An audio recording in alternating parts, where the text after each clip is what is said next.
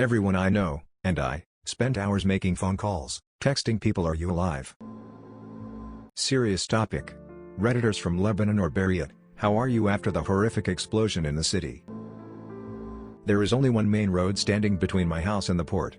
Thankfully, I left the apartment 10 minutes before to meet a friend, saw the fire, and thought it was something casual.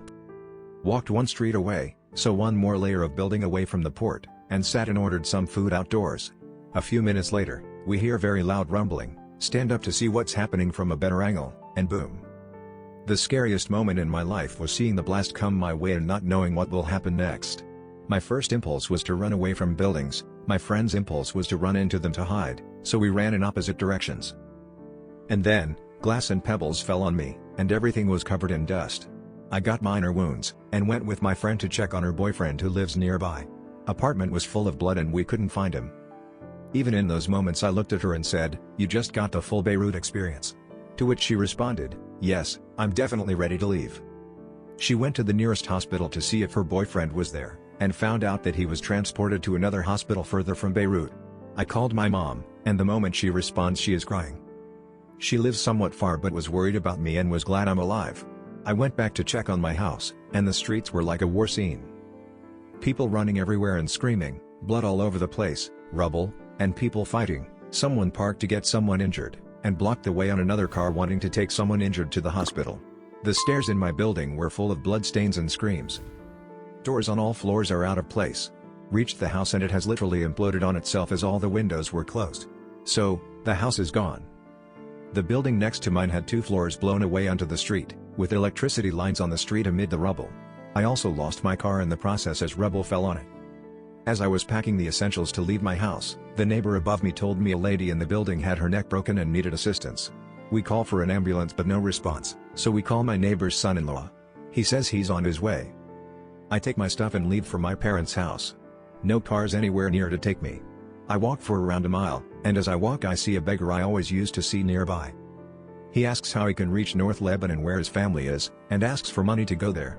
Tells me his brother died as rubble fell on him from the building, and cries. I pass him some money, tell him we have all been horrified, and to take care. I find a taxi and go to my parents' house. They cry when they see me come in. I am still processing all what happened, and perhaps this is the reason I wrote this long comment. I can still feel the buzz in my ears, and watching the videos makes me shake on the inside. Lost everything, still processing. I'm Lebanese and I'm stuck abroad because of COVID. I was on the phone with my grandmother when it happened. You do not want to hear your grandmother yelling like she is about to die. Everyone I know and I spent hours making phone calls, texting people, "Are you alive?" worrying when the other person took more than a split second to answer. We had ceiling to floor windows in my house, they're completely destroyed. Mom had to stay home alone all night and we were worried someone would try to break in because we live on the 2nd floor. We were also worried about the fumes. This is something I wouldn't wish on my worst enemy. I live just 2 miles away from where the explosion occurred. We live on the 10th floor of a high-rise building. My siblings and I were sitting on the balcony before the impact. I remember clearly feeling the earth shake and us calling out that there was an earthquake. We rushed into our living room only to hear the loudest bang I've ever experienced. My mother, who had seen the entire thing happen from the kitchen window, was hysterical. The moments after the deafening bang were followed by a gust of wind that shook all our windows, slammed all our doors, and shattered our neighboring buildings' windows. My family was freaking out and unsure of what had just happened. The idea that this was the first act of war was on everyone's minds. My younger sibling experienced a panic attack and my mother was inconsolable. I clearly remember feeling nothing, my emotions were empty, but I felt my knees shaking. I was so focused on making sure my family was okay that I didn't give myself time to process. It wasn't until after I had gone to bed till I realized how bad it was for me too. I had a nightmare about it that woke me up at 4 a.m. and any creak or thump in the night had me flinching. My family and I are physically safe, which is why we're making a trip to donate blood for those who weren't so lucky. My brother felt the shockwave 12 to 14 miles east a lot later than I did. I was about 2 miles south, but I managed to reach home without major injuries. I wasn't scared from a trembling building and shattered windows not cause him so great, but I didn't process what happened, saw the mushroom cloud and genuinely thought we got nuked. I didn't understand the blast and what I went through before I saw all the videos online. I got extremely lucky. Edit. Thanks everyone for the support. I'm fine and managed to sleep a bit. Prayers go out to all affected more than me. I was going to see a friend, Was on the highway and suddenly the explosion happened. I was a few kilometers from it. I didn't feel the shockwave cause I was in the car with the windows up, thankfully no broken windows or damage to my car. Suddenly after the car started shaking and I have seen the huge smoke, I was still in shock. Saw cars in front of me lose it and hit a wall, pedestrians passing out on the sidewalk. Army everywhere. I was surprised they were there that quick. Maybe they were evacuating because of the fire? I seriously have no clue. Anyway, 30 seconds after the explosion, the friend I was going to calls me panicking and couldn't breathe. He told me his brother was really close to the explosion and has hurt badly. Asked me to go to the nearest hospital. I turn around trying to go there. The roads are chaos, can't actually go anywhere. A few minutes he tells me he was able to talk to him again, and he is a hospital near the explosion. He couldn't get medical attention and to go pick him up and take another hospital. After 10 minutes of illegal driving, climbing over sidewalks, thankfully I have an SUV, I managed to arrive to the hospital. It was a war zone, blood literally everywhere on the floor, people fully laying down everywhere inside and outside the hospital on the streets. The hospital itself was in ruins, ceiling panels everywhere, windows all shattered, doctors and nurses running around in confusion. I locate my friend. He is in bad shape, arm all fucked up, legs covered in glass, a big chunk of his head missing. I convince a doctor to stitch him up quickly simply to stop the big bleeding, put on something on his head, and quickly take him to another hospital. He was fully covered in blood from head to toe. I swear I am not exaggerating. We get in the car, turn on my blinkers, and full on towards another hospital. There was confusion to which hospital I should take him. I decided on a hospital further away hoping that people didn't have time to get to yet so my friend would get medical attention. I drive like a maniac, my hand almost consistently on the horn, blinkers on, and waving to people all along the way. There were no traffic rules for me at the time, people got angry but I couldn't care at the time. We arrive and the hospital is packed. I hastily park on the sidewalk and walk to the ER since there were too many cars blocking the road. I get him inside. Judging by the looks of him, the doctor quickly talks to him and figures out what is hurting and what needs to happen. His family members arrived 30 minutes later. We stayed until 12 a.m. until he was admitted to the hospital from the ER and we went home. He is fine and stable. My brother felt the shockwave 12 to 14 miles east a lot later than I did. I was about 2 miles south, but I managed to reach home without major injuries. I wasn't scared from a trembling building and shattered windows not cause him so great, but I didn't process what happened, saw the mushroom cloud and genuinely thought we got nuked.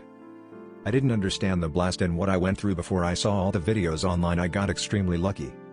Edit. Thanks everyone for the support. I'm fine and managed to sleep a bit. Prayers go out to all affected more than me. After 12 hours my ear still hurts a little. I'm getting myself checked today. The shockwave was really intense. Thank God my lazy ass didn't go for a walk.